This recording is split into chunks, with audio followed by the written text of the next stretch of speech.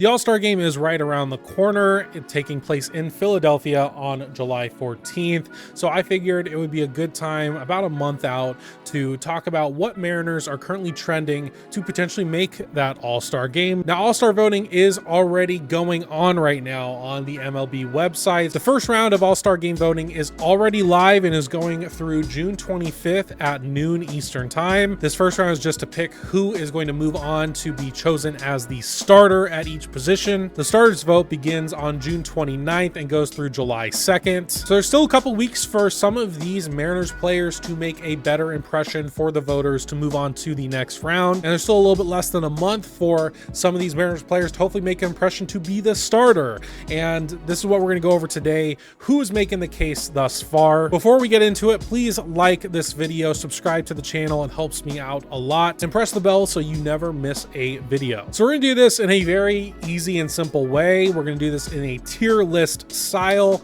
We have 4 different categories here. At the very top are going to be your shoe-ins / starters, the guys who I think are very likely to be a starter or at least a shoe-in to get in some way, shape, or form, whether that is as a starter or a reserve. The second are going to be players who I think are on the bubble for potentially getting a reserve spot in the All-Star Game. The third category is the unlikely category. These are for some of these players who have put together some nice campaigns thus far.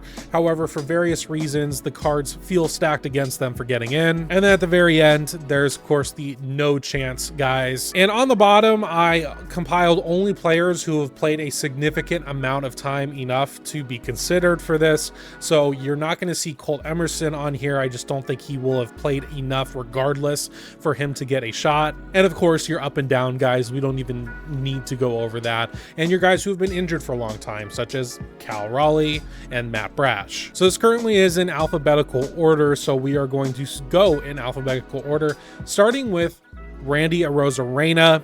Randy has had a fantastic year thus far. Contract year, Randy feels just like an overpowered player. He's been fantastic in left field for the Mariners. Both defensively, he's been fine, but offensively, he's been fantastic. Right now, amongst all qualified outfielders in the American League, Randy ranks 3rd in WRC+. He's tied for 2nd in F-WAR. Him and Julio are tied for most games at 70.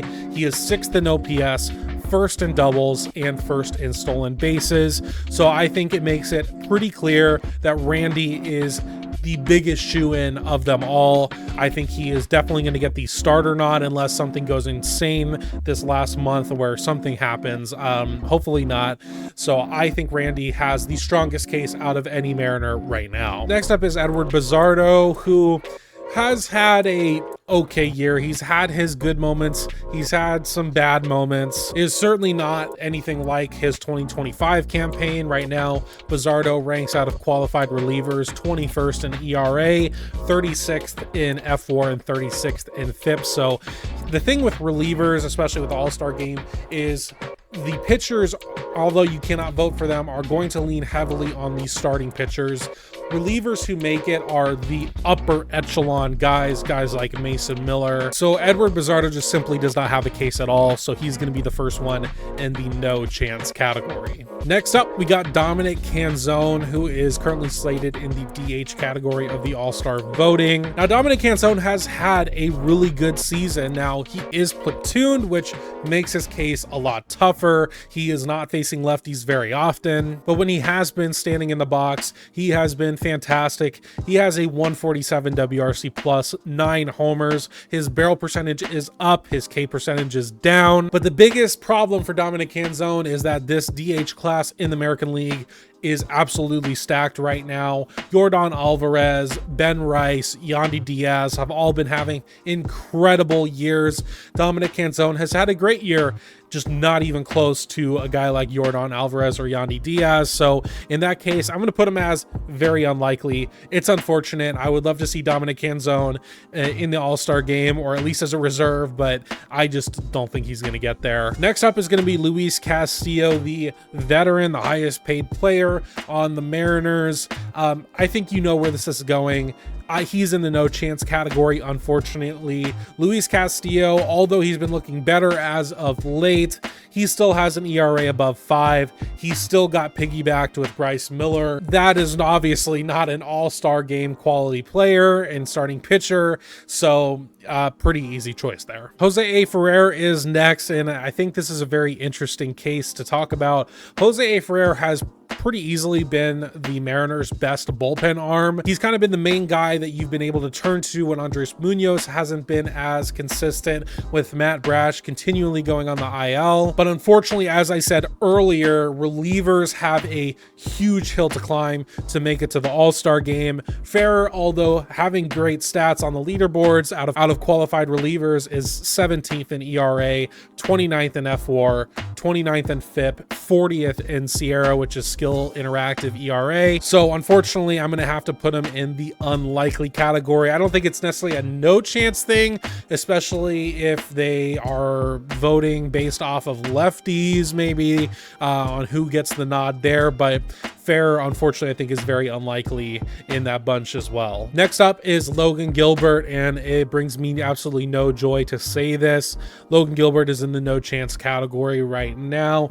Now, he has not been as bad as it kind of feels when watching him. He still has a 3.62 ERA, which is respectable, 1.0 FWAR, which is still under Brian Wu, it's under George Kirby, it's under Emerson Hancock, and he only has 5 quality starts. And I think that's the biggest thing for Logan. He has just not consistently been able to get into the 6th inning or get across it. And with him only having 5 quality starts, there's no chance at that point. Now, he's not a bad pitcher by any means. His ERA is fine. He's getting lots of strikeouts, which is all great. It's just he is not that dominant force that he once was, which is unfortunate to say the least. So I think Logan Gilbert is easily in the no chance category. Next up, Emerson Hancock. Great year for Emerson. Obviously, the story has been phenomenal. Watching the bounce back of Emerson Hancock, going from a guy who has just been constantly up and down between AAA and the MLB, and really solidifying a role when he got the chance this year with Bryce Miller starting the year on the injured list. Emerson Hancock just took the job to the point where our pitching right now is still out of whack with a 6-man rotation and all that. And the only reason that's the case is because of how good Emerson Hancock has been, and he's actually been one of the American League's best starters. Going over some of the rankings here on the leaderboards in American League pitching, he is currently 6th in ERA, 19th in FWAR, which is a little bit interesting, and I think maybe that'll hold him back. I don't necessarily know. 14th in FIP, 3rd in WHIP, 4th in batting average against, 10th in Sierra, and he's tied for 2nd in quality starts amongst a bunch of people for 8 in total. So I do think he is in the shoe-in category, not necessarily in the starter nod category.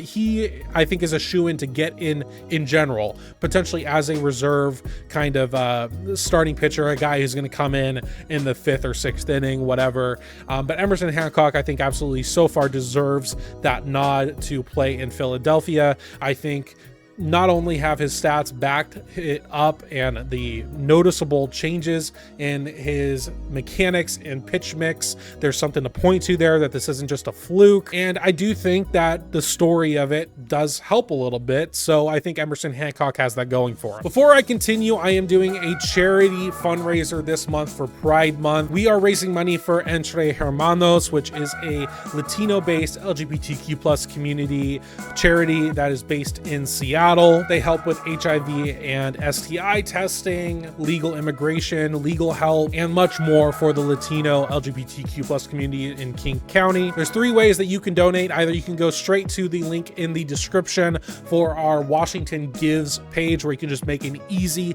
one-time donation. You can go to my merch shop and buy this sick Baseball is for All shirt with a very awesome rainbow Trident design on the back. $10 for every shirt loot goes to the charity, or you can attend my June 20th live stream that's going to be co-hosting with Joe from Mariner Mojo, where we're going to be raising money for the charity. So you can stop there. You can either donate or super chat, whatever you want. All of that will go to the charity. Our goal is $500. We're almost at 200 cumulatively. I cannot say that word very well. Anything that you can give helps. But let's get back into the all-star analysis. Next up, we have George Kirby, who unfortunately I think is a pretty obvious pick for the no chance category. George is currently sporting an ERA just above 4. He has a career low strikeout percentage, a career high walk percentage, which neither are bad necessarily, and I think it is partially by design. However, George has just been giving up a lot of runs, especially this last month. The first couple months were fine.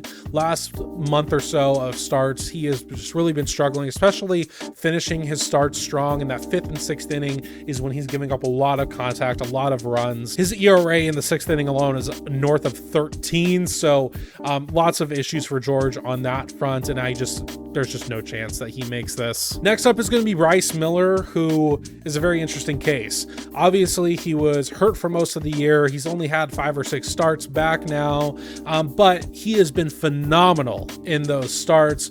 And you do have to kind of wonder if he continues in his current form. Could he get a nod? I mean, we still have, like I said, less than a month or so, but a majority of that month to continue to make his case. This is the same league that gave Jacob Mizorowski 5 starts and a all-star nod. So who knows what they could do. Now, Bryce Miller has, like I said, has been fantastic. An ERA of 1.33, a 0.9 FWAR at only 27 innings is really good. That's a great pace if he were to be having a normal year. It's just, my main thing is, are his innings too low for them to potentially give him a spot? And I'm going to be honest, I unfortunately think, and I might get hate for this, I think there's no chance. Unfortunately, I have a really hard time believing that, and I understand the Mizorowski case. I don't know if Bryce will be able to do enough. I think he would have to legitimately be about as lights out as possible to get that nod, especially even as a reserve. So I think it's a no chance thing, but I would love to be proven wrong. Next up is Andres Munoz. He has just not been, this has been his worst year as a Mariner. I mean, I really don't know how else to word it. He has just not been good. He's been very inconsistent. A lot of his outings, he just cannot command, and everything gets away from him. He has really been struggling. So Andres Munoz, unfortunately, is in the no chance category.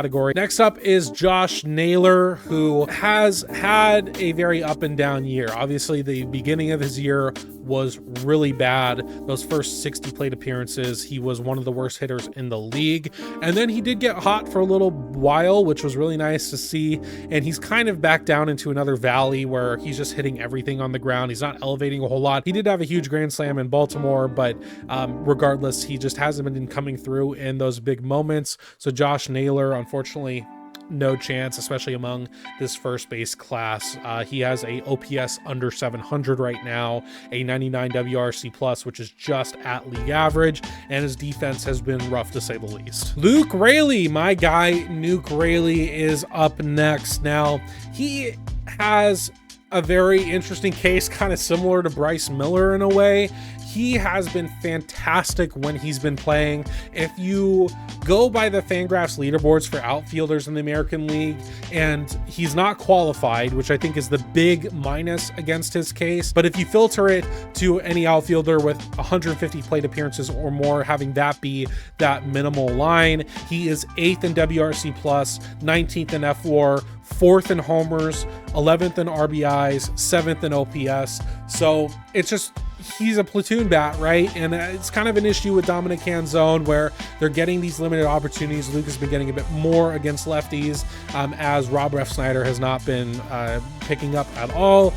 And I think Luke does have a better chance than Dominic Canzone. Obviously, he has a bit more of the numbers. He's really great in the leaderboards on that front. So I'm actually going to put Luke Raley on the bubble / reserve portion, which, as I said at the very beginning, I'm kind of qualifying it as guys who I think could get a reserve spot on this All-Star Game squad, but only as a reserve. Like, he is not going to get voted in right now, but he does have a chance potentially with an injury or something to slot in there. I would love to see obviously Nuke Raley be in Philadelphia. Nuke Raley for a home run derby. Like, I want to see that. I want to see Nuke Raley in the home run derby hitting absolute tanks at Citizens Bank Park. But that's where I'm going to put Luke Raley. I think his case is very interesting. I think it's very strong if you're able to kind of take away the fact that he's not a qualified hitter right now. So I'm going to put him in bubble and reserve. Next, we have Julio Rodriguez, who obviously has a bit of a reputation for not being a big first half guy. He has been this year, which has been huge, and I do think that is going to propel him into a spot somewhere on this All-Star Game roster. I don't necessarily know if he'll be a starter per se. Randy Arozarena has a much better chance of that, and there's some phenomenal outfielders in the American League. However, I do think Julio gets a spot somewhere on this roster. He has to. He has had the best first half of his career since his rookie year. Right now, out of all outfielders, as I said with the Randy Arozarena piece, he is tied for first in games played at 70. He is 12th in WRC+, 10th in FWAR, 4th in homers, 13th in OPS, 6th in RBI, and he's actually 5th in win probability added. Now, his defense has taken a bit of a step back, so I don't know if that affects his case at all, where he's just not making as many, big 5-star plays like we're used to. But Julio, I think, is a shoe-in to get onto this all-star team, which is great to see. Next up is Bryan Woo, who got elected to his first all-star team last year. And it's really tough for Bryan Woo because he has had some phenomenal outings. And especially for the first, half of the year, he was pretty much your best pitcher, your second best pitcher, I guess, outside of Emerson Hancock. But he's really struggled on the road. And I think the biggest problem is that when he's having these blow-up starts this year, they are big blow-up spots. He just gave up 7 earned runs against Baltimore. He's given up over 4 earned runs 4 times already this year. But to make the case for him, he is 6th in starting pitching in FWAR, 25th in ERA, which I think is really what's going to take the cake, unfortunately. But he is 5th in expected ERA at 3.26, and he's tied for 2nd in quality starts with 8. So he is right at that line with Emerson Hancock when it comes to quality starts.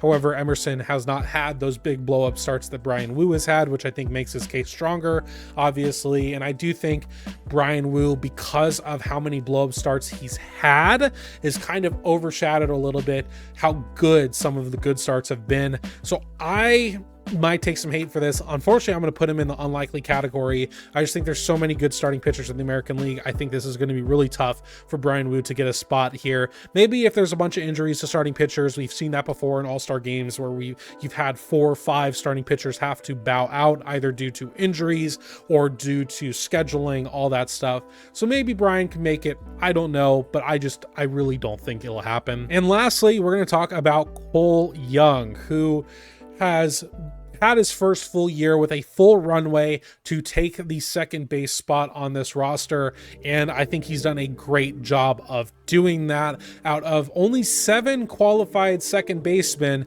on the bat side of things, he is only okay, 100 WRC plus, right at league average, 5th in FWAR.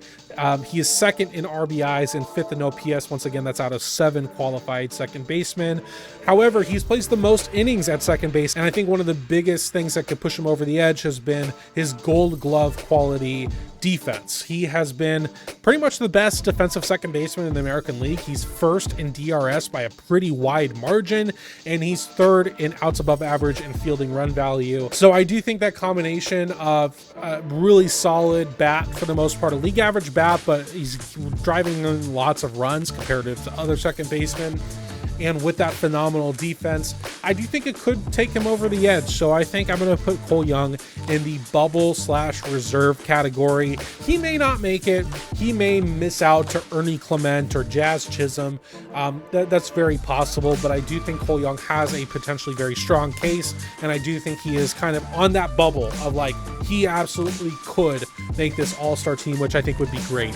The Steak Man, as I call him on Twitter. But that is going to be the end of my rankings and my tier list for Mariners All-Star nominees. I'm curious what you think. I'd love to hear your comments down below. What do you agree with in this tier list? What do you disagree with in this tier list? Why do you feel that way? And as I said earlier, there is still plenty of time to go vote on the MLB website, so I would go vote for our boys, try to get them some votes here and there. That's gonna be it for me in this one. Once again, you can like the video, subscribe if you are new, it helps me out a lot, and go check the description for all the links to the Pride Month fundraiser down below. I would really appreciate any contributions you can make. But that's gonna be it for me in this one, and I will see you in the next.